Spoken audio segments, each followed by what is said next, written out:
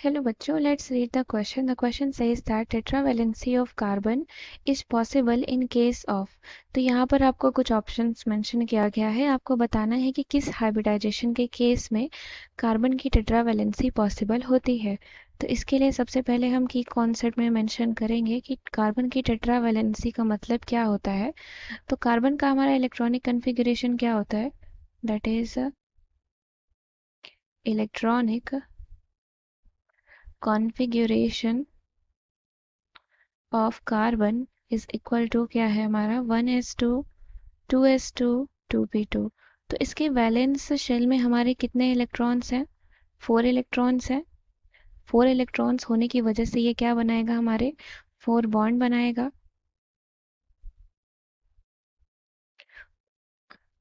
और जब कभी कार्बन हमारा चार बॉन्ड बनाता है दैट इज, तो वो क्या होता है, हमारा टेट्रावैलेंट होता है। When carbon forms 4 bonds with any other atom or itself, then it is tetravalent. तो वो क्या होता है, टेट्रावैलेंट होता है। जैसे कि हम एक एग्जाम्पल से देख सकते हैं। एग्जाम्पल हम कंसिडर कर लेते हैं CH4। तो CH4 को अगर हम ड्रॉ करें तो ये हो गया C H H and H। तो यहाँ पर आप देख सकते हैं कि कार्बन हमारा 4 बॉन्ड बना रहा है और ये हमारा कैसा है, sp3 हाइब्रिडाइज्ड है, क्योंकि यहाँ पर 4 सिग्मा बॉन्ड्स प्रेजेंट हैं एंड 4 सिग्मा बॉन्ड्स प्रेजेंट होने की वजह से हमारा ये sp3 हाइब्रिडाइज्ड है। और ये क्या है, टेट्रावैलेंट भी है, क्योंकि ये हमारा 4 बॉन्ड बना रहा है। तो अब हम जो बोला गया है कि sp3 hybridisation, sp2 hybridisation, sp hybridisation, तो यहाँ पर हम देख रहे हैं कि ये तो sp3 हाइब्रिडाइज्ड है, 4 सिग्मा बॉन्ड है इसके पास और ये टेट्रावैलेंट है। तो यानी कि sp3 हाइब्रिडाइजेशन में कार्बन की टेट्रावैलेंसी पॉसिबल होती है। सो इन sp3 हाइब्रिडाइजेशन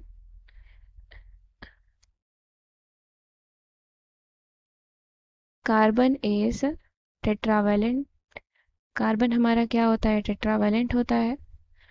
अब हम सेकंड सिनेरियो देखते हैं sp2 हाइब्रिडाइजेशन के लिए। सो फॉर sp2 हाइब्रिडाइजेशन, तो इसके लिए एक एग्जांपल कंसिडर करते हैं हम यहाँ पर C double bond C H H H and H। तो यहाँ पर कार्बन एटम के पास हमारा क्या है, 3 सिग्मा बॉन्ड है, 1 2 3 3 सिग्मा बॉन्ड है और एक पाई बॉन्ड है। 3 सिग्मा बॉन्ड है, एक पाई बॉन्ड है और टोटल जो हमारा कार्बन बॉन्ड बना रहा है वो 4 बॉन्ड बना रहा है। Since carbon is forming 4 bonds, then it is tetravalent in sp2 hybridization, sp2 hybridization। sp2 hybridization क्यों यहाँ पे बोल रहे हैं हम, क्योंकि 3 सिग्मा बॉन्ड प्रेजेंट है यहाँ पर, दैट इज वाई हमारा हाइब्रिडाइजेशन क्या होगा, sp2 हाइब्रिडाइजेशन होगा। एंड थर्ड हमारा बोला है sp हाइब्रिडाइजेशन के लिए। सो अब हम देख लेते हैं sp हाइब्रिडाइजेशन के लिए। For sp hybridization, so for sp hybridization let's consider an example। एक एग्जाम्पल हम कंसिडर करते हैं C triple bond C H and here it is H। तो यहाँ पर हमारा क्या है, यहाँ पर हमारे 2 सिग्मा है, 2 sigma bond plus 2 pi bond. तो यानी कि अगर कभी हमारा 2 सिग्मा बॉन्ड प्रेजेंट होता है तो वो कार्बन हमारा कैसा होता है, sp हाइब्रिडाइज्ड होता है। या फिर अगर हमारे 2 पाई बॉन्ड प्रेजेंट हो तो भी हमारा क्या होता है, sp हाइब्रिडाइज्ड होता है। तो इस केस में भी हम देख रहे हैं कि कार्बन कितना बॉन्ड बना रहा है, 1 2 3 4, 4 बॉन्ड बना रहा है। तो यहाँ पर भी ये क्या है, टेट्रावैलेंट है। तो यानी कि sp3 hybridization, sp hybridization and sp2 hybridization तीनों ही केस में हमारा कार्बन क्या है, टेट्रावैलेंट है। So tetravalency of carbon is possible in sp3 hybridization, sp2 hybridization, and also in sp hybridization.